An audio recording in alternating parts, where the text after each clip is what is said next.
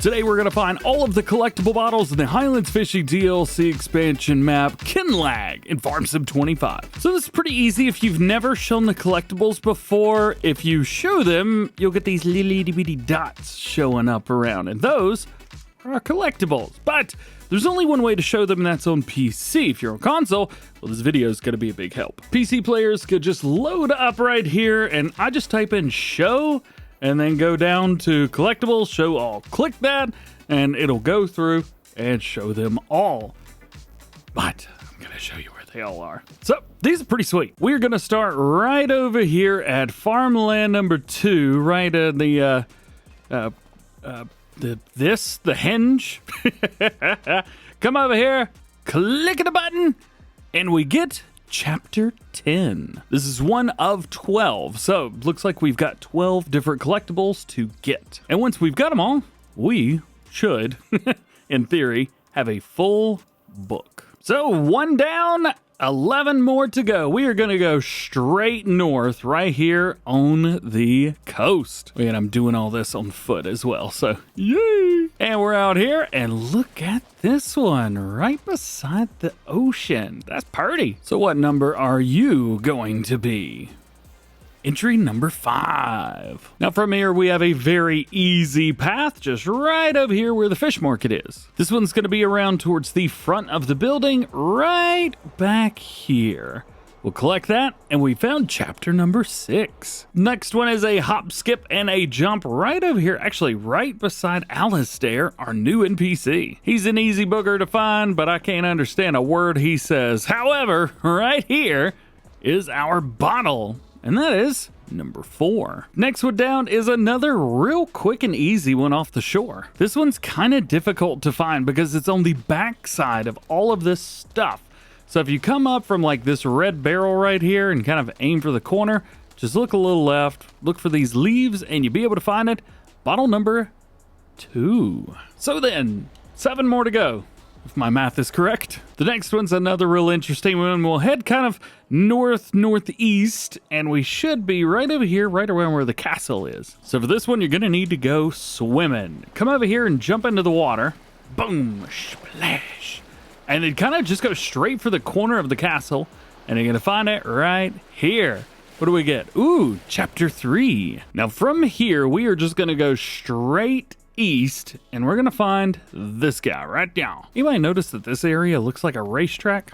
Pretty sure they set this up to be a racetrack. So now that we're over to this one, find the boat here, and then over kind of to the right of it, we've got another one right here. And this is episode 1. Sorry, chapter 1. Now, the rest of them kind of start spreading out a little bit, and you got to go hunting for them. So we are going out to the Lighthouse Island. Again, hope you brought your swim trunks, because we are going swimming. When you get over to the island, head over here to the left-hand side where we've got this wreck. Now, this one's going to try and hide from you, but it is right here, right there. So this kind of gives you a really good idea of where it is, but it's really easy to miss this one. So try not to miss this one.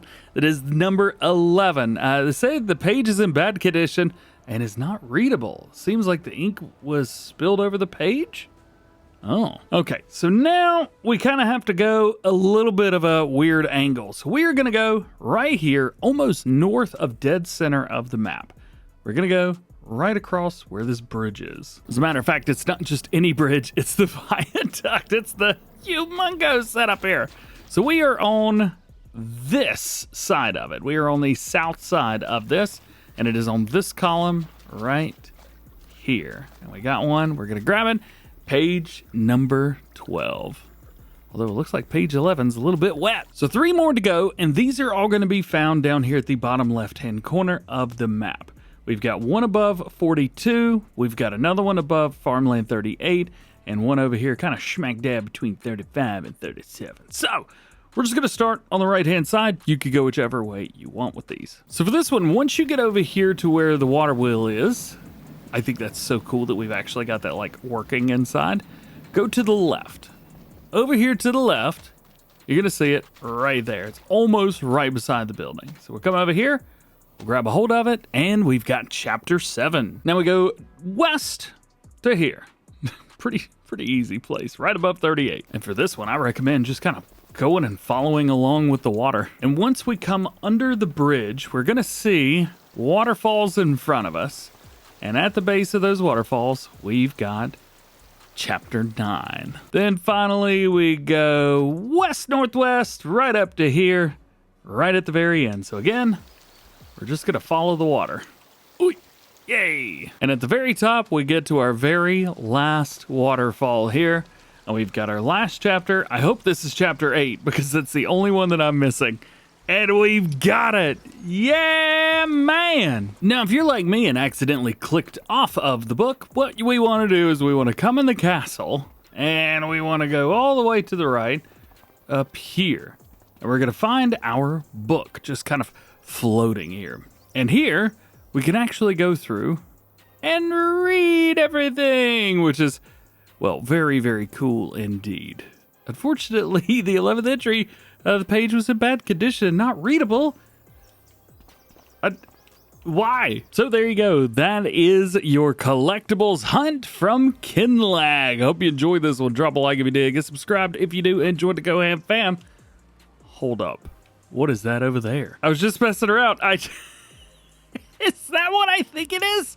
Is that a pirate ship over there? I haven't seen that yet. All right, so there is a way to go over there. I just have to go over the collision. There we go. And we could come out here. Hopefully it doesn't like go black. Oh, dude. Dude. Yay! That's what I'm talking about. Does it have collisions on it? No, it doesn't. Oh, it's so awesome. Bruh. All right. I don't know. I shouldn't be over here, but that's so cool. So I guess pirate ship? Yeah, that's pretty cool, man. Hope you enjoyed the video. Drop a like on it if you did. Get subscribed if you know. I feel like I've said this already. Join the DjGoHam fam. Double check your notifications. That way you never miss videos like this one. I know a lot of people are probably going to skip this because they want to find the collectibles on their own. But man, if you made it, what a cool bit at the end. All right, have a good one. We'll see you guys in the next one. First entry. Here I am. Captain, I'm called now. Entrusted with a fine ship and finer crew, ready to sail beyond known waters. Strange feeling, holding the helm. Like wearing someone else's boots, they fit, but I'm not yet sure whose footprints I'm meant to follow in this expedition. Then again, no one leaves footprints on the sea. Tomorrow we set sail. Not for trade, no, but for discovery. There's talk of unrecorded currents, lights that flicker where no lantern hangs, and beasts no nets ever hauled aboard in the deepest depths. Our employer is hungry for answers, aye, same as us. Let the sea reveal what it's kept hidden, and we'll put names to the nameless. But first I need to know the names of my crew. A ship sails better when her people aren't strangers. Second entry. I checked in with some of the crew. There's Dougal, our quartermaster. Salty as dried cod. Claims he's ridden every wave in the North Atlantic, certainly not. Young Finlay mans the sails. Barely a whisker to his name, yet bold or foolish enough to mouth off at Poseidon himself. Should the protector of seafarers rise on the horizon, I'll have him shoved below deck before he gets a word out. The cook and the chaplain, I've yet to properly meet. Word is they've been arguing over sauerkraut since we shoved off, and not the friendly sort of debate, neither. Then there's Mariana, our navigator and ship's medic. A lass aboard makes some folk twitch, aye, but there's sound reason she's here. Studied under scholars with the Royal Society. Reads both stars and scars like scripture, she does, treating both with the same precision. A few still grumble, old salt and older thinking, but none can deny her sight. She sees patterns where others see waves. That includes this ship's young captain, truth be told. Third entry. We've been 2 weeks at sea now. So far, everything's gone quite splendid, barring one daft incident with sauerkraut getting tossed about the caboose. Aye, it seems there's been a right simmering debate in there about prosaic versus poetic literature between the cook and the chaplain. That strange pot's been boiling over for days between those two. While that particular stew continues to bubble, I've noticed something odd. Strange discrepancies in the charts, or perhaps in the stars themselves. Mariana muttered the maps must be off, all while whispering about stars that shouldn't be where they are.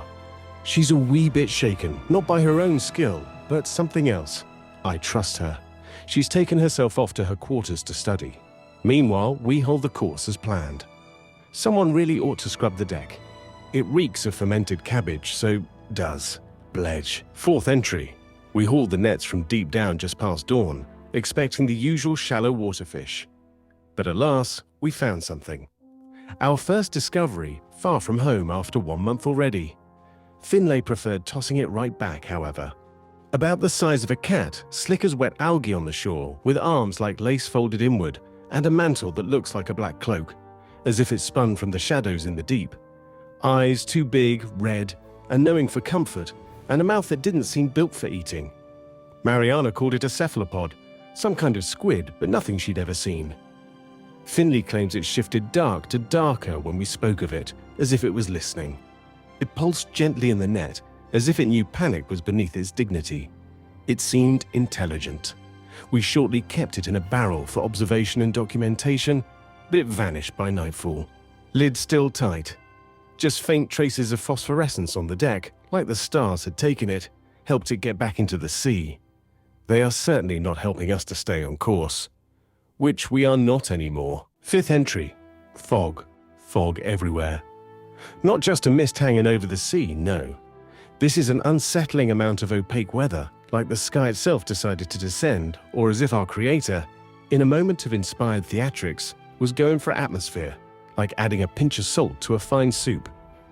Only instead of a pinch, he upended the whole sack, and then some, right into a pot already filled with salty fish. What I'd do for an off switch? Aye. Everyone aboard feels Mother Nature overdid it with the fog. Thick enough to chew. Breathing feels like drinking wet cotton. If something were to rise out of the water, we'd only see it once it was kissing the hull. Which is what some men fear. We're lost in a sea of heavy clouds, grey on grey, with no landmark. And strangely no sound.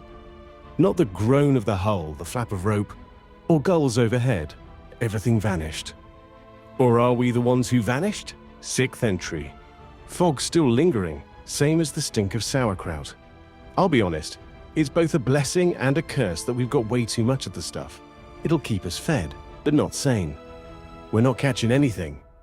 No fish, no current, no direction. Not much left to do, so the crew's been gathering on deck around a cracking fire, set up in an old metal crate. It's somewhat cozy, truth be told. Stories are flying. Some true, some not. And more, it's hard to tell which is which. Then there's Finlay. The young lad's insisting he saw a Grindylow crawling about on the ship's hull. Right. Fresh out of Scottish fairy tales and straight onto our ship, apparently. Full of nonsense, that boy. Mariana comforted him. It was probably an octopus or squid that came visiting, she said. Although she did not appear to believe that this was the case. 7th entry. Good news, and rather confusing news as well. Fog's gone. As fast as it came, like it'd never been there at all. But not before it left something behind, a rather mysterious memory. We weren't sure what time it was when we heard water splashing. Like tons and tons of sea being shoved aside. The kind of sound something big makes when it rises slow and stays risen. At first we thought whale. Had to be. But it did not come down again. We'd been calling it a hallucination, for lack of a better word. We made out the silhouette of what appeared to be a large structure. Like a mountain of a strange form rising. We stared, all of us, long enough that nobody asked if it was real. It must have been a weather phenomenon of some sort, Mariana claimed. Maybe. It was gone when we looked a second time. 8th entry. Every seafarer got stories, and instead of playing cards, their favorite pastime's trying to out-weird each other. The game's simple. Tell a tale stranger than the last, and do it with a face so straight it might as well be carved from driftwood. That urge to claim the oddest yarn ever spun is probably why myths cling to the sea like algae to rocks.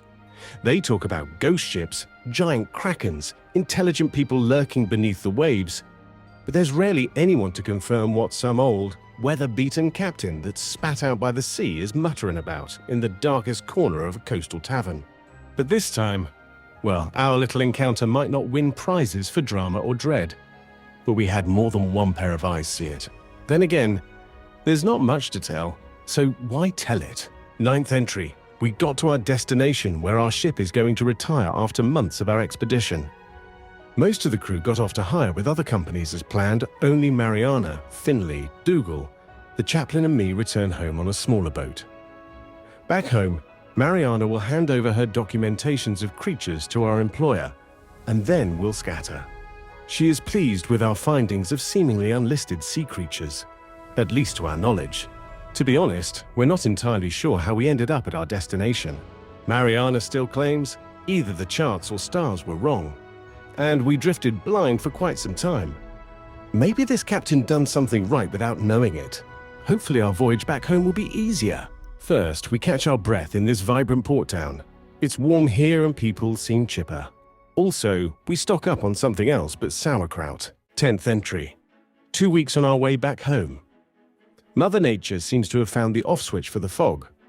Instead, she put a strange island in front of us. We don't even argue if it should be there or not, as it's not marked on any chart. Either all our charts are cheap fabric full of false information, or it is indeed uncharted. Royal Society's got an interest in unmapped land masses, and the crew argues whether to approach. The island's jagged, possibly volcanic. We can hear a kind of hum from it, low and constant, like the earth itself is remembering a tune. The shoreline glints oddly, as though the rocks are covered in ink, and a lot of it. With a few long weeks still ahead, Dougal and the chaplain want to land and rest. Mariana naturally wants to explore. And Finlay, well, he's still Finlay. Loud until the unknown answer's back. I suppose I'll set the anchor. Who knows what we discover? 12th entry. So, it's only me now. It seems to be a recurring theme of my last voyages, but I'm not sure how I got here, if I'm being honest. It's peaceful, I'll give it that. A nice change of scenery. No shouting, no sails to trim, no charts to argue over. Not many folk about, mostly farmers, but those I glimpse seem busy with their own affairs. And that's fine. There's a castle and the bones of another nearby. Ancient stones, older than sense.